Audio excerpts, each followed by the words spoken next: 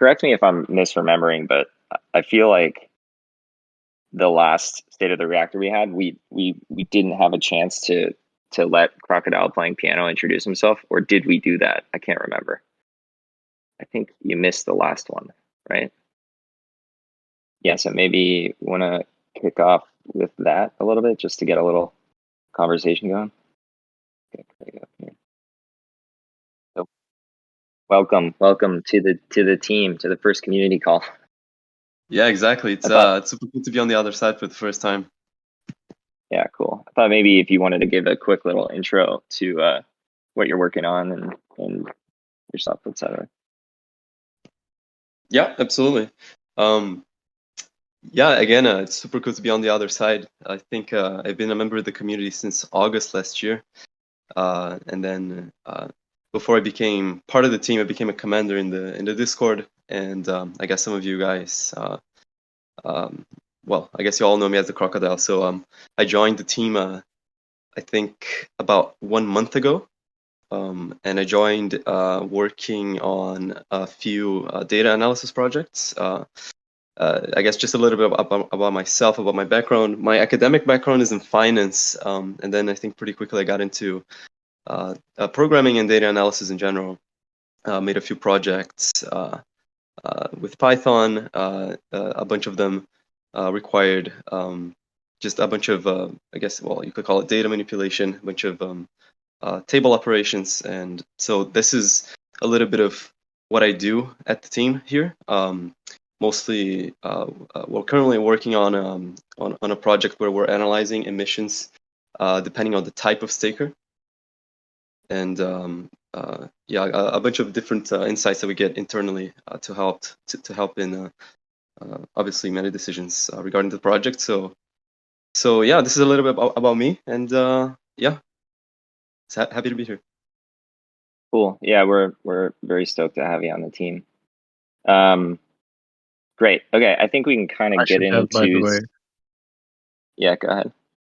I was You- just gonna add that Crocodile has already added a lot of value, and some of the information that he shared with me already was useful for decision making. So congratulate him on that.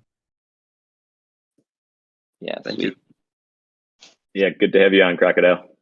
And do you want to kick off, or do you want me to kick off on a few of the? You want to hit any of the housekeeping, or want me to, and then we can go through the updates?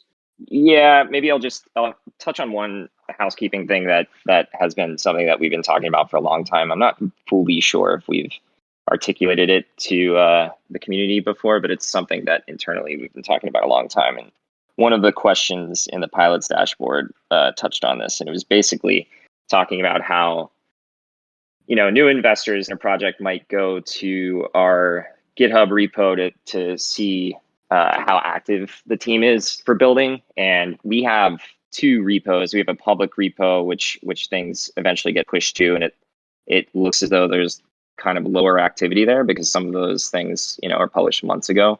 We also have a private repo, which I've been wanting uh, to be more public facing because it kind of does really show how much activity is going on from the backend developer side.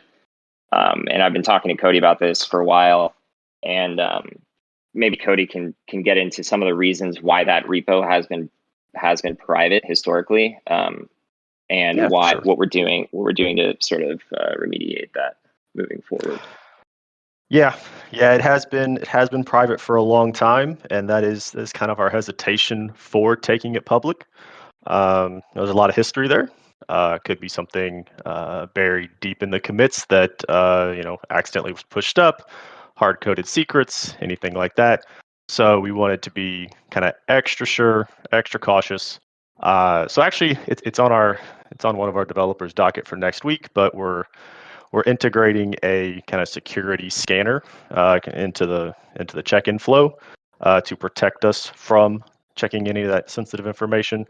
And kind of once we have that in place, we're gonna make that repo public, get it scanned, make sure it's safe. Gonna see that at least with the contracts repo. Hope to do it with more after that. Yeah, great.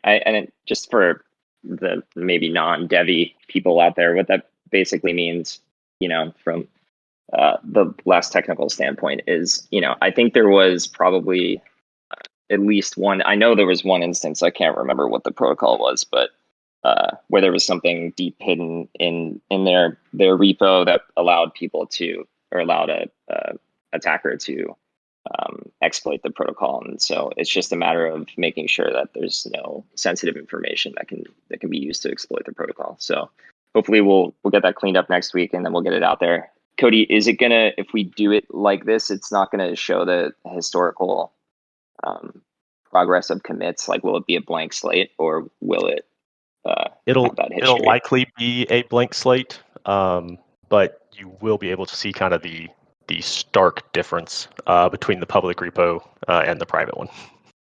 Got it. Okay, cool.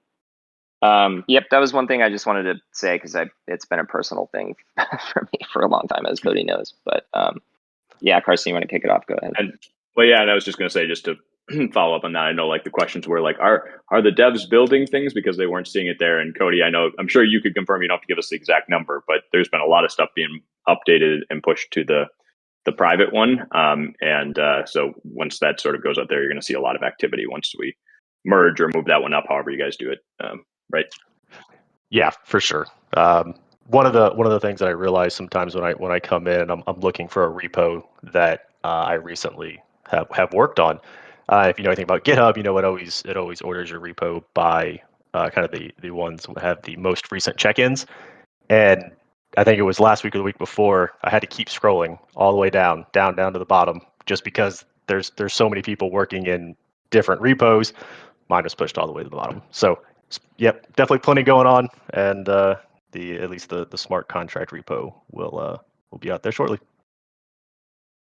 Yeah, a lot of activity on the ACC Toka, the lock, kind of the Toka locking side of things, and a number of other things as well, which we'll get into here. So I think to kick things off, before we go through kind of a number of updates, I think I'd be remiss if I don't just sort of mention the current state of DeFi, sort of at the moment, and sort of reiterate that Tokemak, both the protocol, the financial stability, the team is in a good space, albeit in a good spot, albeit within the sort of broad backdrop of DeFi, which of course is not having its most rosy of days at the moment. And so, kind of two things. One, today we want to talk you through the things we're doing nearer term. We've got a lot of stuff coming with V2 that I think we talked about a little bit on the last community call I was on. I think that was 2 ago.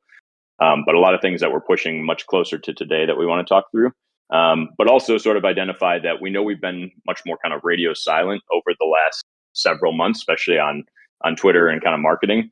And that's largely been sort of responding to kind of the current market and DeFi, and instead going into plan and build mode, because ultimately right now, as you guys probably know, you can't drum up a lot of excitement when everything in DeFi is off 90%. That will turn over. This is a moment in time.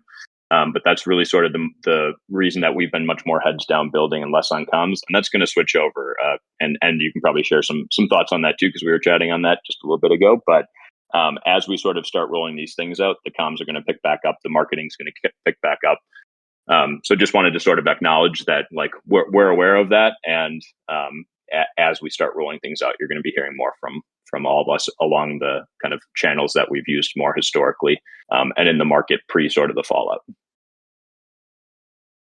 Yeah, I would say between Dan, myself, and Sharp, been kind of having, or at least kicking off, some internal discussions about how we want to present Tokemak moving forward, and I think part of it is just waiting for us to have some truly concrete stuff that we're ready to start pushing. But either way, I think it's a totally fair thing for people to be a little bit curious and maybe frustrated that we've been so quiet, and that it's a top priority for us to fix that. So we hear you completely. Yep, we know that general comms are down sort of in this market, but we want to pick it up as we start rolling some of this stuff out. So I think, given that, let's talk just a minute kind of on kind of the vision for Tokemak, and how I think that still holds, and then what we're doing in the short term, which should really help a lot of the kind of infrastructural and market parameters kind of around the token. So So having said all that, that means we're in a stable position in terms of, we're in a healthy state. The team is here. I'm here. I know that we've been more quiet. I have Tokemak and Membrane. Everyone on this call is fully dedicated to Tokemak, myself included. I've always had a little bit of the split personality between these two things ever since the beginning, but I'm not going anywhere. We're not going anywhere. The original kind of vision for Tokemak really was liquidity bandwidth, was and is liquidity bandwidth for a Web3 world. So this concept of, can you democratize the role of market making, or really liquidity or liquidity providing in DeFi infrastructure for Web3 protocols. And to that end, I think we took a good kind of first step on that with our first sort of version of Tokemak, but there's definitely things that we want to do to improve things in the short term, even before our full V2 rollout.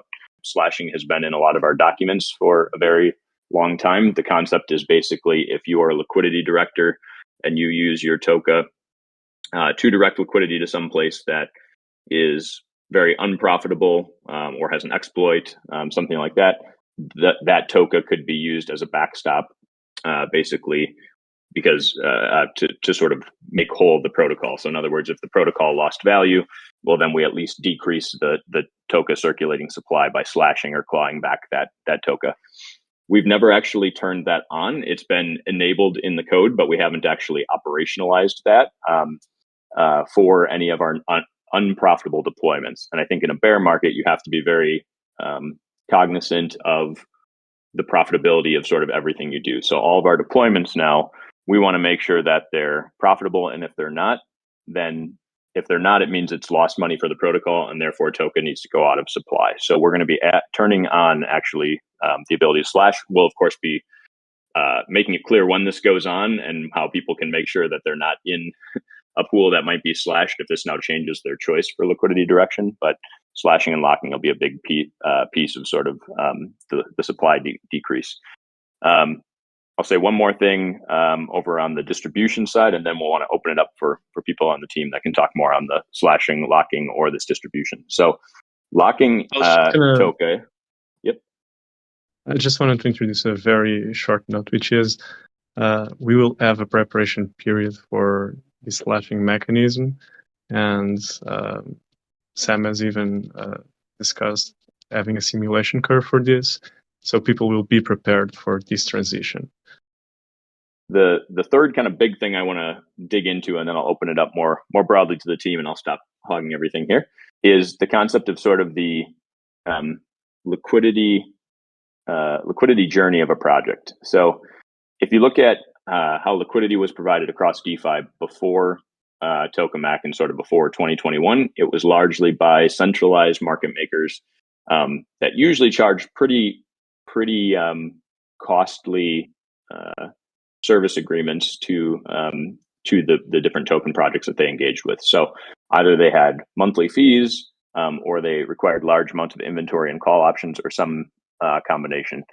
And you can't really blame them. That's really what the market was, but it wasn't an overly sort of decentralized or DeFi forward way of doing things. Excuse me. So, and at that sort of level, everything was okay. Very, relatively few projects got liquidity, and if they were to get it, they had to sort of pay a ton. So very not democratized. Tokemak swung the pendulum sort of to the other side, and probably swung it a bit too far, where it meant, hey, if you have a reactor, you get liquidity, sort of no questions asked, regardless of whether the underlying LP deployments are profitable, unprofitable, or somewhere in the middle. And of course, that means that as these IL kicks in, that some of these things were profitable for the protocol, some of them were not profitable to the protocol. Going forward, I think I mentioned on a previous call how this is going to turn into really an LP or market-making marketplace with V2, but rather than, meaning V2, the next version, full version of Tokemak, but much closer to today, we're thinking about how that Sharp or Bruno say a few words about kind of the potential partnership we have in front of us, and then I'll weave that back into my narrative. I'm not sure if it was just me, Carson, but I lost you for a while. Not sure what you said. Yeah, Okay. yeah. Okay. It was just like the last 10 seconds. I wasn't sure Okay, if the it last was me either.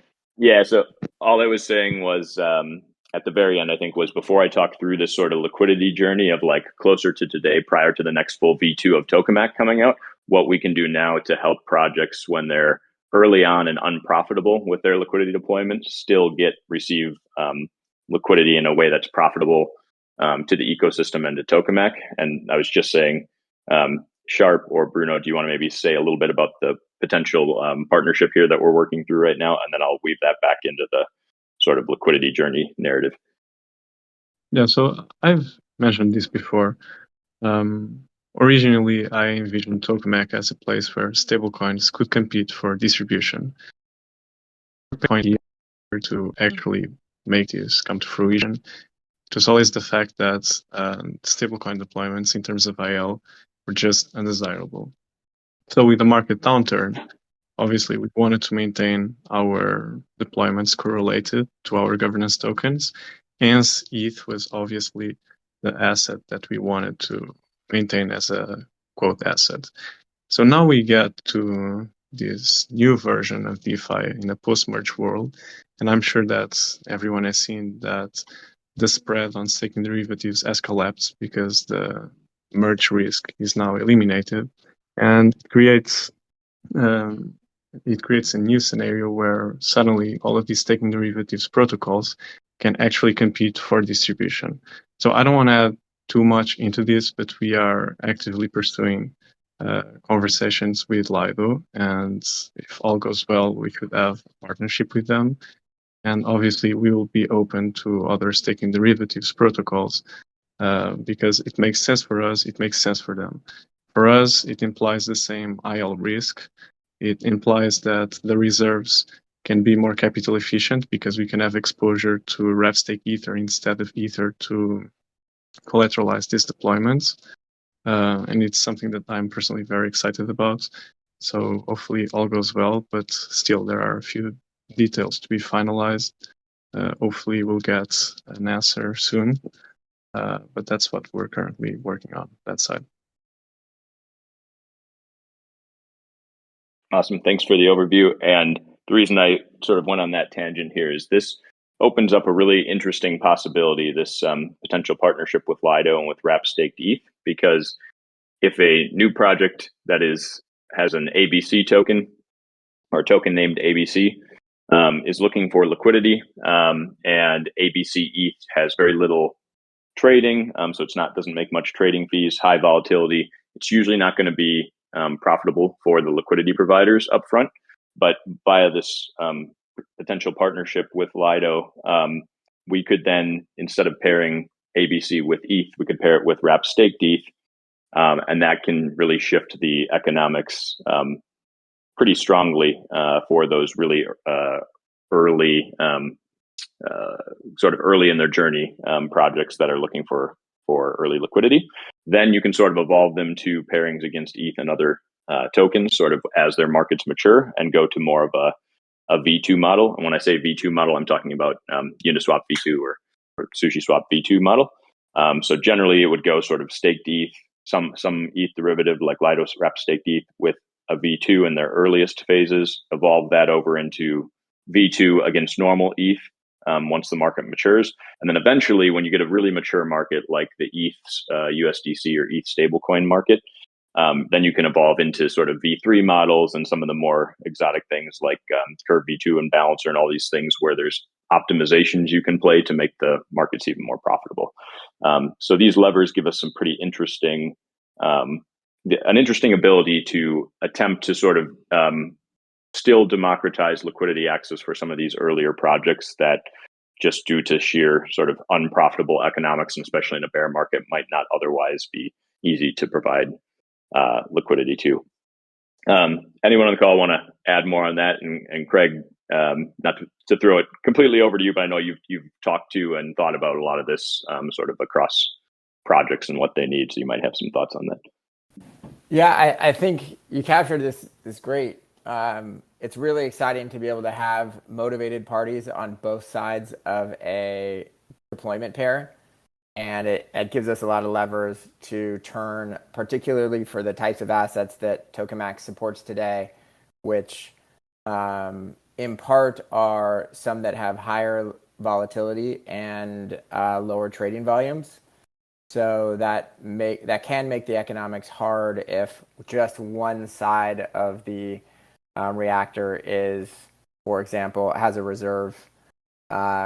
And now by bringing together both parties, it really unlocks some of the constraints on having a motivated party on just one pair, and then can hopefully enable us to scale in ways that for these types of assets would have been harder before.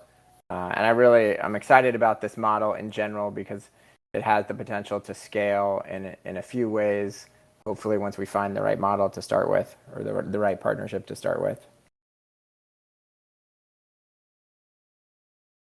And wanted to hit a number of these things. Actually, before I go back, so I want to kind of roll it up and then talk a little bit about the longer term pieces too, since these are all close to today things. But Sharp or Bruno, anything you want to share over on the other potential partnership side of things? No worries if you didn't want to bring it up on this forum.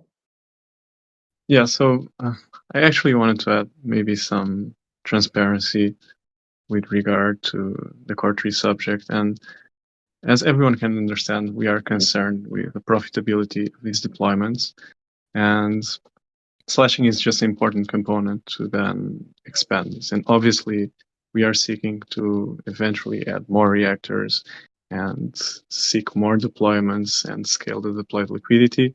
But we just want to make sure that it is done in a sustainable manner where both the protocol and the projects included in our ecosystem can benefit from it. And the previous misalignment of incentives is also not desirable for token holders. So I think that it's important for us to also voice a little bit of our concerns there for everyone to understand the current delays on that side of things.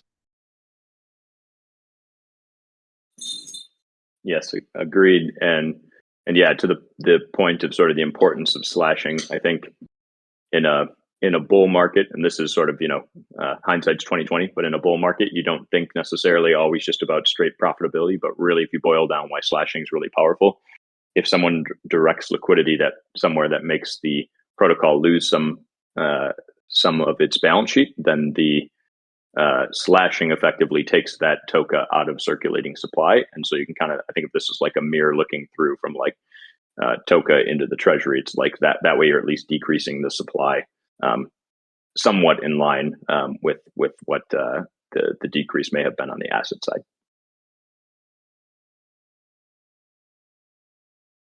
Okay, I know we're coming up on time. Other things I used most of I guess let me link this back sort of to next steps here, and then we'll see if anyone else has anything we want to cover.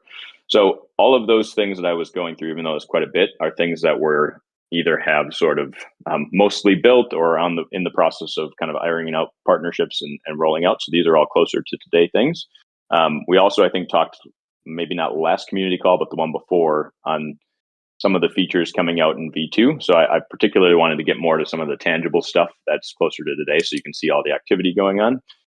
But also just want to remind everyone that Tokemak V2 is going to be very much still focused on how do you democratize market making, how do you create basically liquidity bandwidth for DeFi, and then sort of particular, it will unearth this sort of marketplace of sorts for market making or for liquidity providing, where users, big and small, will be able to configure and choose deployments between sort of token 1, token 2, venue, and some other parameters in order to deploy these things in a super capital efficient manner. In fact, more capital efficient than what is done currently in Tokemak, or for any that go sort of directly to the different LP pools themselves. So some very cool stuff that we'll be sharing with that. That, of course, will take a bit of time as we build it all out, but wanted to cover mostly today, the things that are close to fruition here. Any other things on the team side here we want to share? Go ahead. We're actively sorting through what the best approach is for sort of yield in the system, or distributions, as Sharp says. And I think it's something that we'll want to engage the community on, and ultimately maybe a vote as well. So it's a pretty good crowd actually for the bear market. So it looks like we had 41 join, which I think was more than the last one I was on. So appreciate everyone joining on a Friday here.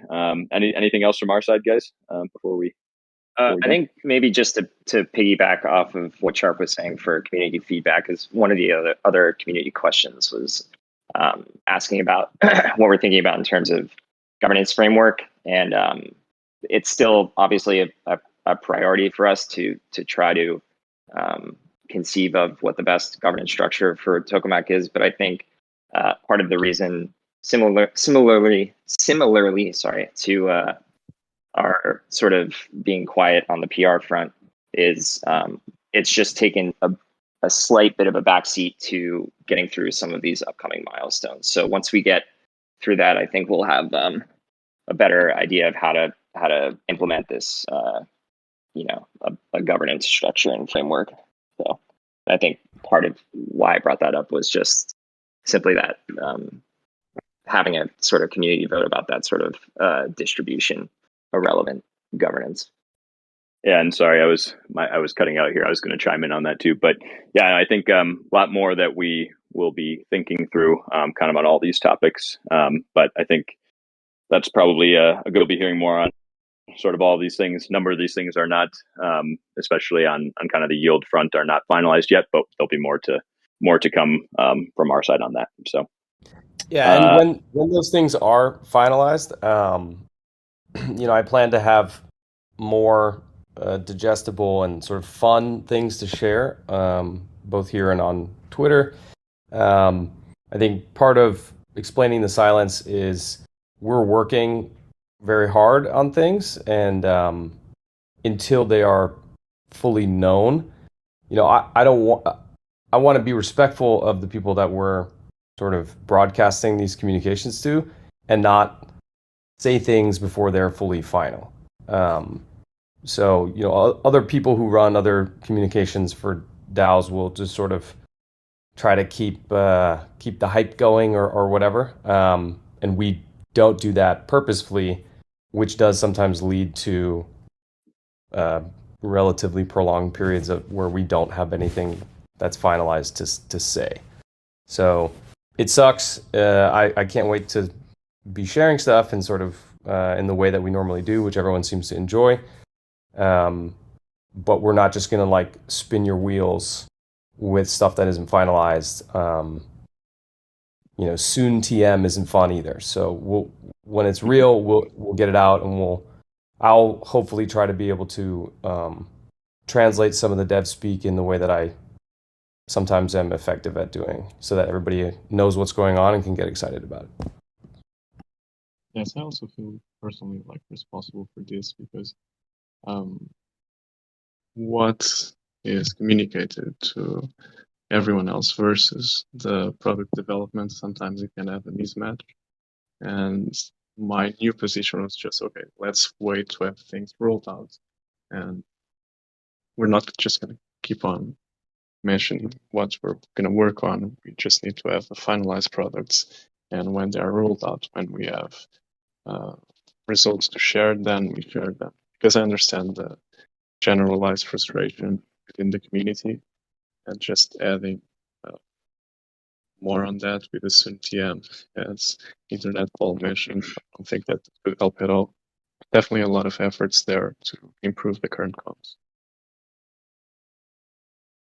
There was one question that just came in that was, I don't know how deep, Mike, if you can touch on this, but is there anything that you could say that might clarify our outlook on the de-risking of regulatory concern for certain revenue distribution stuff? Yeah, I'm not sure what I would say exactly on that. I mean, the landscape is what I'll say is the landscape is changing quickly on the regulatory front, and there's new things happening every day. And we're watching that pretty closely because we want to be prepared for where the regulations come in. So as we've evaluated options, I think things may change or they may stay the same. but we're going to be cognizant of it. And I think we'll try to follow other good practice that others in the industry have used or plan to use. Awesome, thanks. Do you want to say anything else, Carson? Or I know we're kind of getting close to time. Yeah, so. I can probably throw it over to you to wrap up. But just want to say thank you to everyone for joining. This is a pretty good crowd we've pulled together. More than I thought there might be at this moment in the market. And I know there's been some pretty crazy headlines across the DeFi space this week. So everyone hang in there.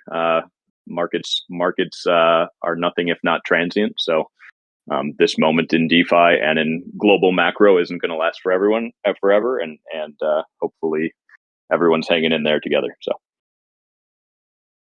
cool. Thank you, everyone, for joining.